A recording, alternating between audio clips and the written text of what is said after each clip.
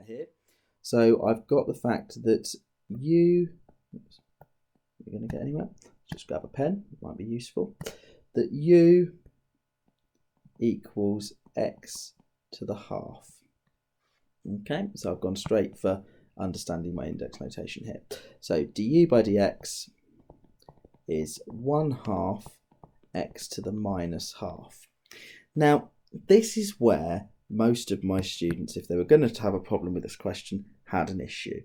Because what we're trying to do is really work out what on earth this actually means.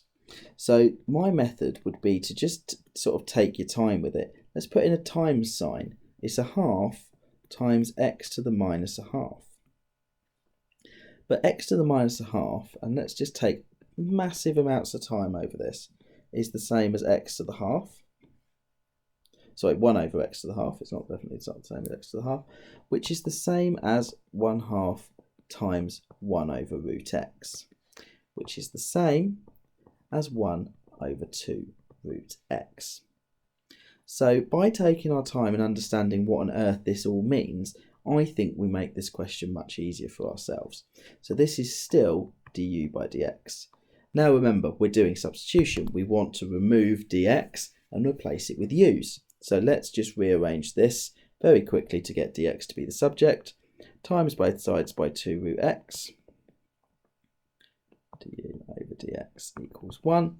So 2 root x du equals dx. And if you can do that in one step, then please do. So we've got this now as our substitution. We're going to go back up the page, but we're going to replace dx with 2 root x du. So I'm integrating my limits in terms of x at this point. 1 over x plus root x. And numerator, because there's no denominator here, it was 2 root x du. Okay, so now let's start putting everything in terms of u. So leave our limits for a second. I've got an easy peasy one there, root x. X, so if u equals root x, u squared must equal root x squared. U squared must equal x. Okay, so I've got u squared up there, plus is in the middle, and then I've got times that by 2u du.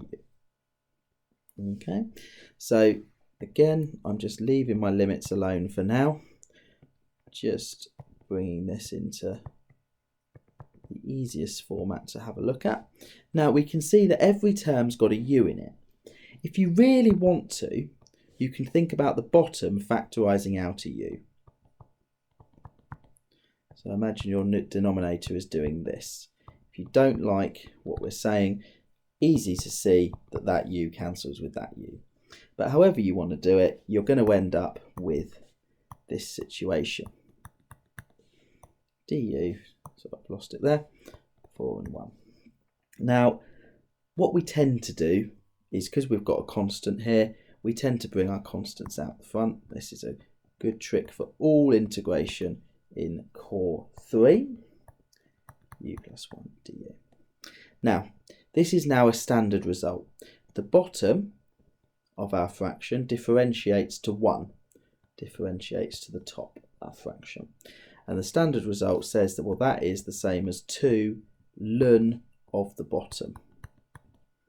And that is now integrated, okay? And you need to look that one up in your notes if you're not happy with that step there. Now, my limits at this point are in terms of x. Don't want my limits in terms of x. I want my limits in terms of u, because then I don't have to do any more work. So changing these limits, we know that u equals root x. So if x was 4, u equals the square root of 4, u equals 2. And if x is 1, u equals the square root of 1, which is 1.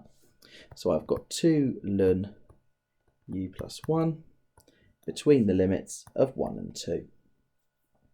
So we're just going to substitute everything in now. 2 ln, right, 3, yeah, 2 plus 1, minus 2 ln 2.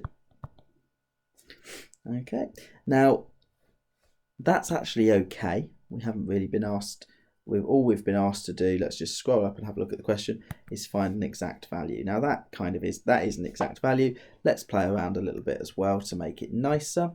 3 squared minus ln 2 squared. That's using our laws of logs.